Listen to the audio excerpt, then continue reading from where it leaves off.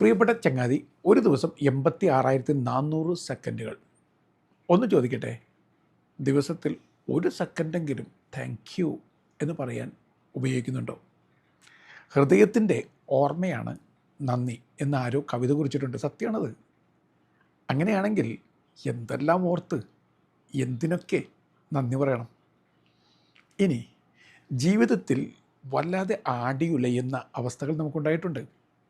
കുറ്റപ്പെടുത്തലുകളും ഒറ്റപ്പെടുത്തലുകളും നമ്മെ തളർത്തിയിട്ടുണ്ട്, തകർത്തെറിഞ്ഞിട്ടുണ്ട്. വിഷ അമ്പുകൾ പോലെ വല്ലാത്ത വിമർശനങ്ങളും പുച്ഛങ്ങളും പരിഹാസവും നമ്മെ തേടിയെത്തിയിട്ടുണ്ട്. നമ്മൾ ആടി ഉലഞ്ഞ കപ്പൽ പോലെ തീരമണക്കാതെ അങ്ങനെ പോയിട്ടുണ്ട്. എവിടെ ചെന്ന് നങ്കൂരമിടും അറിഞ്ഞുകൂടാം. അങ്ങനെ വല്ലാതെ വലയുന്ന വല്ലാത്ത സങ്കടത്തിൻ്റെ നേരത്ത് ഞാനൊരു കാര്യം പറയട്ടെ. നന്ദി പറഞ്ഞു കഴിഞ്ഞാൽ, നന്ദിയോടെ ചിലത് ഓർത്ത് കഴിഞ്ഞാൽ നിങ്ങളുടെ സങ്കടം കുറയും. അത് എൻ്റെ അനുഭവത്തിൽ നിന്ന് ഞാൻ പറയുകയാണ്. നിങ്ങൾ എന്നെ ഇങ്ങനെ ചിരിച്ചുകൊണ്ടിരിക്കുന്ന ഒരാളായിട്ടാണ് കാണുക. ചിലരൊക്കെ എന്നോട് ചോദിക്കും, ഇങ്ങനെ ചിരിയോടുകൂടി സന്തോഷത്തോടു കൂടി കാര്യങ്ങൾ പറയുമ്പോൾ എത്ര സന്തോഷം നിറഞ്ഞായിരിക്കും ജീവിതം. എന്നെ ഏറ്റവും അടുത്തറിയാവുന്ന ആളുകൾക്കറിയാം ഞാൻ കടന്നു പോകുന്ന വഴികളിലെ വല്ലാത്ത കാഠിന്യങ്ങളെക്കുറിച്ച്. എല്ലാം വാക്കിൻ്റെ പാർക്കൊന്നുമല്ല. ചില നേരങ്ങളിലൊക്കെ മുള്ളുകൾക്കിടയിലൂടെയുള്ള യാത്രയൊക്കെയാണ്.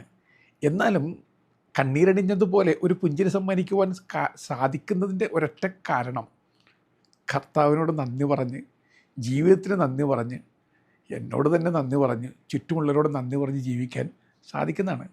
അപ്പോൾ എൻ്റെ ജീവിതത്തിൽ കനൽ വഴികളിലും എവിടേക്കെയോ സന്തോഷം കണ്ടെത്തുന്നതിൻ്റെ കാരണമായിട്ട് ഞാൻ കണ്ടെത്തുന്നത് നന്ദി പറയുന്ന ഒരു ശീലം തന്നെയാണ്. അതുകൊണ്ട് അങ്ങേറ്റം നന്ദി നിറഞ്ഞ ഹൃദയത്തോടു കൂടി നിങ്ങളുടെ മുമ്പിൽ കൈകൂപ്പി നിന്ന് ഞാൻ പറയും, നന്ദി നിറഞ്ഞ ഓർമ്മകൾ ഹൃദയത്തിൽ പേറിക്കഴിഞ്ഞാൽ നിങ്ങളുടെ പല പ്രശ്നങ്ങൾക്കും പരിഹാരമായി, നിങ്ങളുടെ പല സങ്കടങ്ങളും തീരും. An attitude of gratitude can be the great bridge which connects you to heaven. അങ്ങനെയാണെങ്കിൽ അങ്ങനെ കണക്ട് ചെയ്യുന്നൊരു പാലം ഉണ്ടാക്കിയെടുക്കുന്നതല്ലേ പാരം നിറഞ്ഞു നിൽക്കുന്ന ഈ ലോകത്തിൽ ഏറ്റവും നല്ലത്.